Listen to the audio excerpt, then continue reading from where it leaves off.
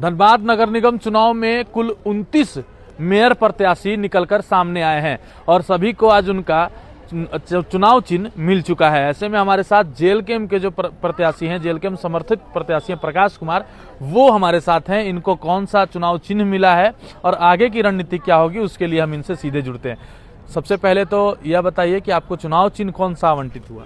पहले तो आपके चैनल के माध्यम से सब लोगों को जोहार और मेरा प्रणाम।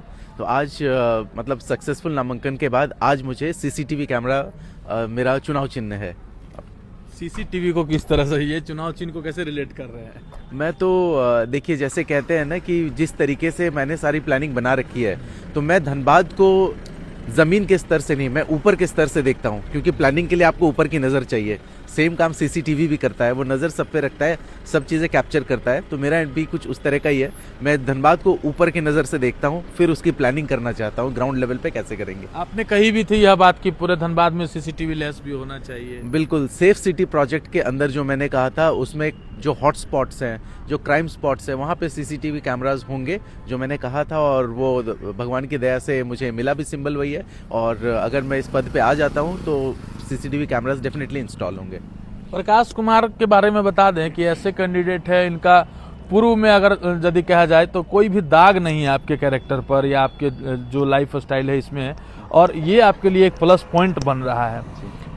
और भी जो प्रत्याशी हैं उनका अगर राजनीतिक संबंध रहा है तो उनके ऊपर जो है वो लांछन भी लगे हुए हैं, तो इस चीज़ से आप बच रहे हैं। इसको आप किस तरह से देखते हैं? देखिए, मैं तो जनता से पहले ये कहना चाहूँगा कि भले इस पोस्ट को, ये इलेक्टोरल पॉलिटिक्स है, वोटिंग वाली सिस्टम है, जहां जनता मतदान करती है और जनता यहां पे अपने लीडर को चुनती है, बट ये जो मेयर पद है ना, ये कोई पॉलिटिकल पोस्ट नहीं है, ये राजनीतिक पोस्ट नहीं है, ये काम करने का पोस्ट है। तो आपको यहाँ पे एक ऐसे व्यक्ति को बिठाना है जो काम करे, जिसका काम राजनीति करना नहीं हो, जहाँ पे जोड़ तोड़ गणित वो नहीं करना है कि मेरे इस क्षेत्र में इतने वोट मिलेंगे, उस क्षेत्र में इतने वोट मिलेंगे। मेरा एक ही अपील है, मेरे पास एजेंडा है, मेरे पास विजन है, मेरे पास एक्शन प्लान है। मुझे अगर वोट करना है तो आप प्लीज मेरे विजन के लिए कीजिए।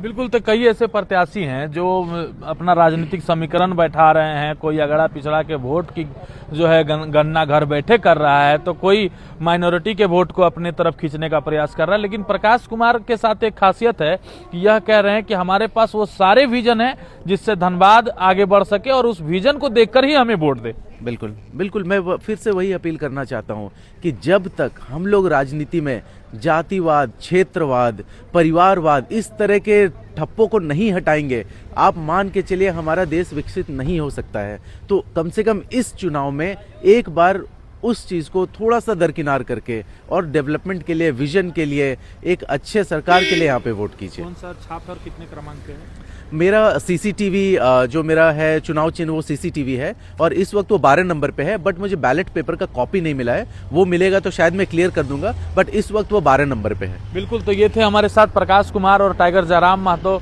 की पार्टी जेएलकेएम के समर्थित उम्मीदवार हैं और इनको 12 नंबर का क्रमांक मिला हुआ है और सीसीटीवी जो चुनाव चिन्ह है वो इन्हें छाप के तौर पर दिया गया है। अब देखना यह है कि आज के बाद जो प्रत्याशी हैं वो वार्ड का दौरा करेंगे और अपने बातों को वार्ड के पब्लिक तक रखेंगे और पब्लिक उसको कितना सरोकार करती है, पब्लिक या फिर उससे नकारती है, यही डिसाइड करेगा कि धनबाद का अगला मेयर यानी कि शहर की सरकार किसके सर पर होगी और किसकी ताजपोशी होगी। लेकिन तब तक के लिए आपको देखना पड़ेगा 11 स्कॉप और इसी तरह के पल पल के अपडेट्स हम आप तक पहुंचाते रहेंगे।